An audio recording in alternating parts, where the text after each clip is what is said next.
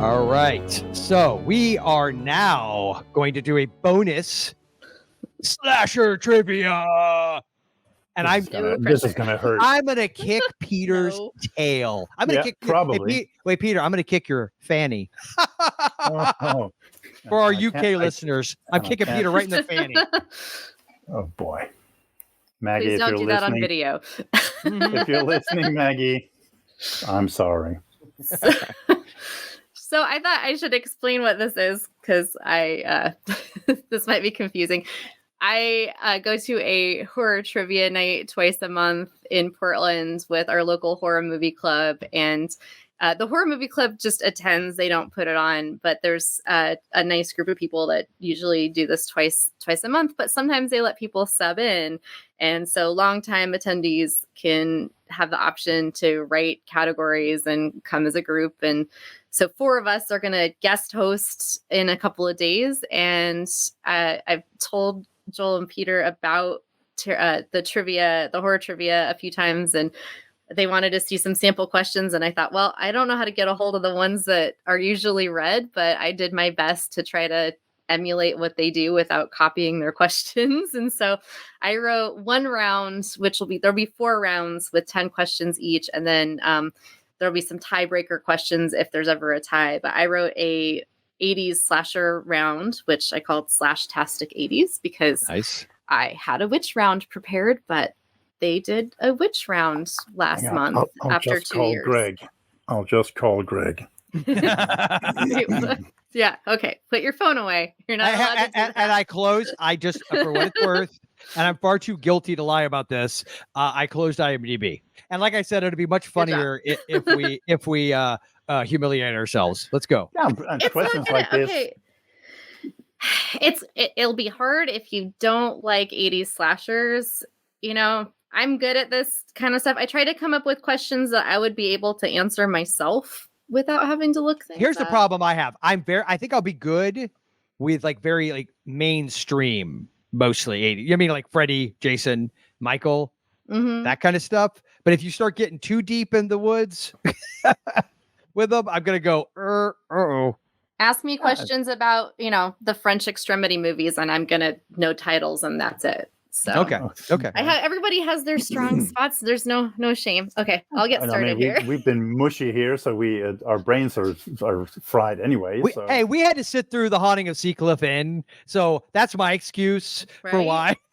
I actually, sometimes the categories and questions are very hard. And we always tell people when they're newcomers to the group, it's like, you do not need to be good at trivia. The people who wrote the questions are really good at it. So it's sometimes very hard, but it feels like it's stretching my brain cells. So I enjoy going, even if I'm terrible at it. Okay. So no pressure at all. No pressure.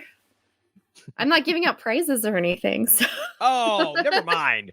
Why are we doing this? Unless you want another Susan Lucci trading card, Joel. Whoa, yeah, that was. Oh yeah. So real quick, I didn't even mention this to the record. I completely brain farted. So Allyson, very sweetly, her and her husband sent me a movie poster for a movie that I haven't seen yet. I haven't either. Yeah, because I don't really give a crap about it. But I will tell you this: the one thing about it I actually loved was the poster, but the only way I was going to be able to get one was to pay like $60 on eBay. I'm like, there is no way I paid $60 for Indiana Jones and the Dial of Destiny poster. Okay. But I think the poster's great. It's super retro. Yeah. It's awesome. But so they sent me one. So God bless you. Love you. You guys are awesome. But they also sent in it, Peter, you'll love this, a Susan Lucci trading card. Because those exist. That's amazing. I have it it's on my display case. I love it. The only thing better would have been to Joel with love. Yeah, for signed autograph. Oh my God, it's signed. I'd have to go to like a soap opera. Joel, wouldn't it be haunted? Would it be haunted by my past? Oh my God, that would be fantastic. Hang on, I'll write that down. Oh yeah. A goal. You have goals now, Peter. All right, so let's do trivia. Okay. Let's humiliate ourselves. All right. So question number 1. Before Joseph Zito and Tom Savini worked together on Friday the 13th, the final chapter, they worked on this 1981 slasher with an iconic pitchfork kill. I'm raising my hand first. Yeah. Prowler. Bonus question. I love that one. What was the alternate title that this film was released under in some countries? Rosemary something. This is gonna be Peter. You ready for funny? Ready for funny? I've never seen the entire movie. Oh, it's so good. I've never seen it. I've seen chunks of. I've seen the pitch for. I see all like the big kills in it, but I've never. Go to Forgotten Flakes and write The Prowler. There's, and this is going to embarrass me even more. There's, I wrote a review on it. Yeah, and I beat you. I beat you, Peter. You're so close, Peter. Yeah, Rosemary something. Mm-hmm. Rosemary's Prowling Baby. That's the sequel. Is it Killer? Yeah.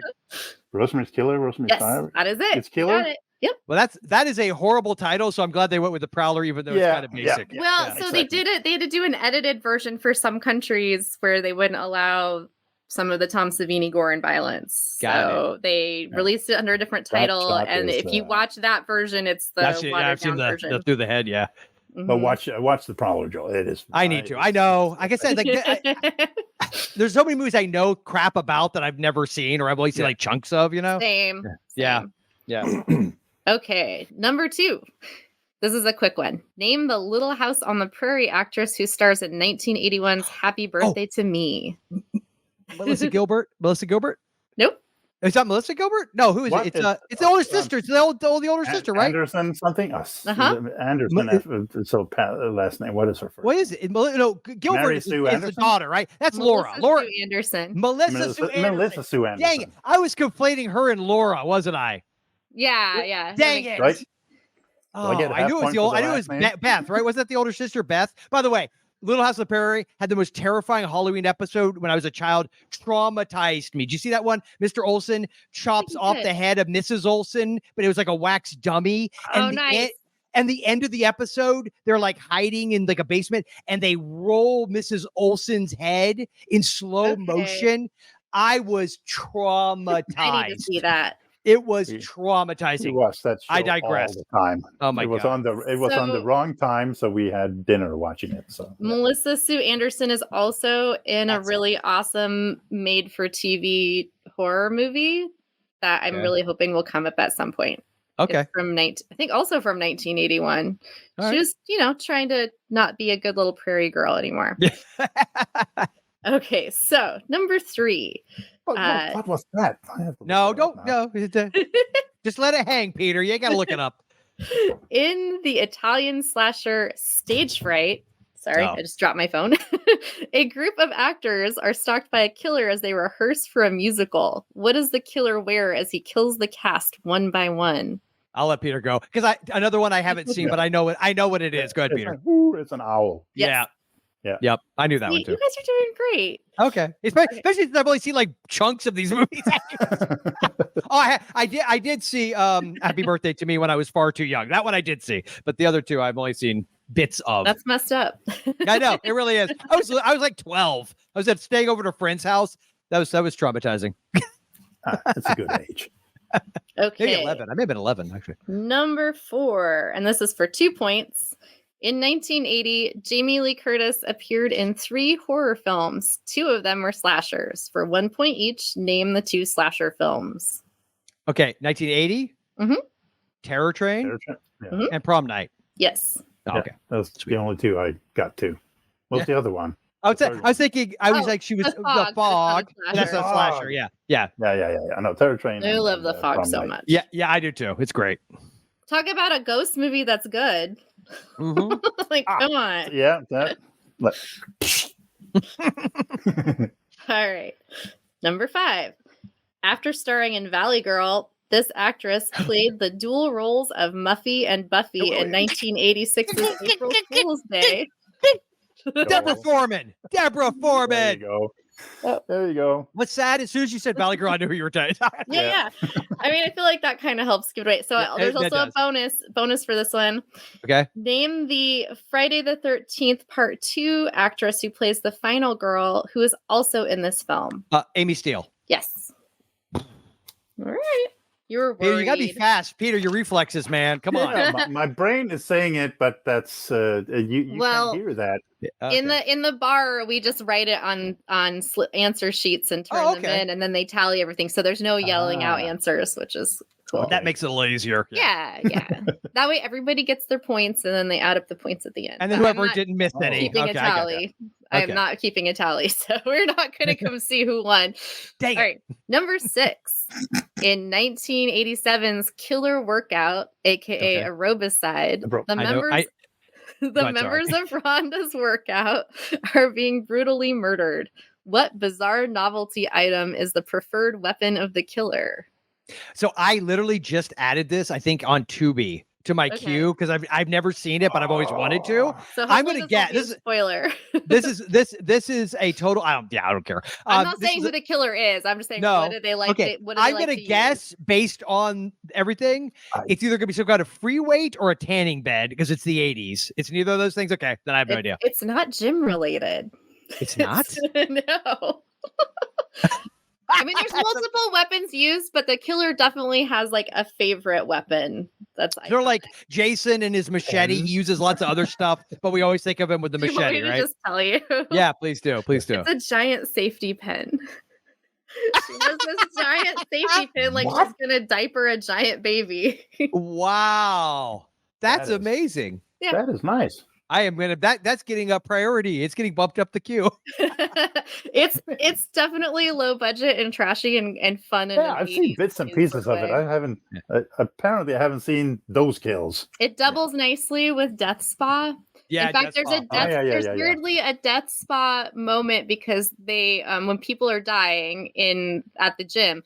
They tag Rhonda's workout. Some people are doing graffiti. And one of the things they write on the side of the wall is Death Spa. So then I wonder when Death Spa was finally released to VHS later, did they just see Aerobicide and go, oh, we'll call our movie Death Spa? Yeah.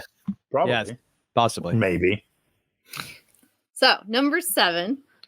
This 1981 high school slasher features Wheel of Fortune's Vanna White in a small role. The first that popped in my head, and I don't think it's right, was The Majorettes, but that's not it. There's a slasher movie called The Majorettes. Yeah, John Russo made it. The guy who wrote Night of the Living Dead. Yeah, nice. I didn't know that. I don't know that it was 81 though. It may have been either like 80. It's somewhere in that 81, 82 window. Yeah. But no, I know Vanna White. I can give you a little hint. Scream Queen Linnea Quigley is also in this one. But 1980 with Linnea Quigley. 1981. Oh, 81. Oh, 81. That's right, 81. It's you know what the sad part is? We probably know this. Is this the one where Linnea Quigley was brought in after the fact and like they had a different actress playing the same character as her? I remember I think it may be one of those Into the Darkness documentaries where they talked about it, and I'm just brain farting on which one it was. That sounds kind of familiar. Yeah, and like they ended up using she loses. Spoiler alert: she loses her head or something at the end, but they had the original cast from the original actress, so it doesn't even look like Linnea Quigley. They're just like, random blonde. Yeah, basically, yeah. All the blondes look alike. Yeah, I can't remember what it's called though. No. All right, it was Graduation Day. That's it. See, I knew it. I knew it. As soon as you said it. As soon as you said it. Yep. All right, number 8. In how many of the Sleepaway Camp movies does Pamela Springsteen play Angela? 2. Isn't it 2? Yeah, it's 2. Yeah. 2 and 3. Part 2 and 3. Yeah, exactly. Yep. Guess Felissa Rose is the first one. Yep. Yes. Mm-hmm. And also in like the 4th one, I think. Is there a 4th one? She comes back. Yeah, there's like 5 or 6 of them. What? Are you serious? I only know about 1, 2, and 3. I have 3. No, there's more. She came and Felissa Rose came back. I've only seen the first 3. I kind of. So Felissa Rose came back. Songs or with. Pamela Springsteen is playing the same character, so you have the same issues there. Yeah. Okay. All right. I'm still flabbergasted that there was more than 3 Sleepaway Camp movies. Oh, yeah, I thought I have 3. I bought a box set. I thought, okay, I have all of them, but apparently not. Nope, there's more. Well, I think they started coming out with them again in like 2010, 2012. It's like when Felissa Rose. I think Felissa Rose kind of got really back into the acting game. Yeah, she may come back. Okay. Yeah.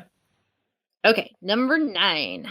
Name the 1987 slasher where people at an annual fishing festival called Muskie Madness are being attacked with a large fishing hook. I was immediately going to go, I know what you did last summer, but that's not. Nope. And it's not the Mutilator. No, it's not that one. It's Nope. I have no idea. Damn it! I know. Peter, this is on you, buddy. I have not. It's a trauma release. Yeah. Oh, I think. We had Bloodhook. Is it Bloodhook? Bloodhook. Yeah. Boom! As soon as she said trauma, as she said trauma, I had it. Yeah. I love Bloodhook. It's awesome. I have the cover in front of me because I well, not physically, but I saw it in my mind because we had it on in the video shop in the store. Yeah. Bloodhook. Right. Wow. And for the final question, you guys will get this. Sam Raimi, Ted Raimi, and Bruce Campbell all make appearances in the excellent 1989 slasher Intruder. What is the setting? What is the setting in which this film takes place? Grocery store. Intruder. Yeah. I jumped the gun. She wasn't even asking what the title of it was. It's Intruder. So then I have kind of a lengthy tiebreaker question. If anybody's interested in hearing it, it is not a slasher question. Okay, do it. Let's see what happens here. Scream Queens Linnea Quigley, Brink Stevens, and Michelle Bauer start together in David Dakota's direct-to-video romp Nightmare Sisters. They reunite in 2012 to star in this ultra-low-budget David Dakota movie where 3 actresses make a hilarious transformation into cougars. What is the title of the 2012 film? And it's not a 2020. It's not a horror film. No, it's a horror film. Kind of. Time machine, bathtub, something like that. It's not that. Okay. No, it's 1313 Cougar Cult.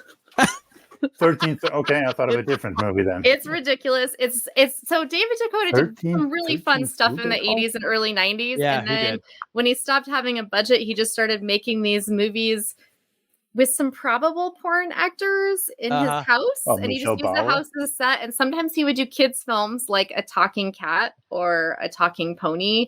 And then he would also do these sort of horror movies, but it's mostly just shirtless dudes running around. Mm-hmm. But he got, the It is an actual movie. Yeah, the 3 Scream Queens together.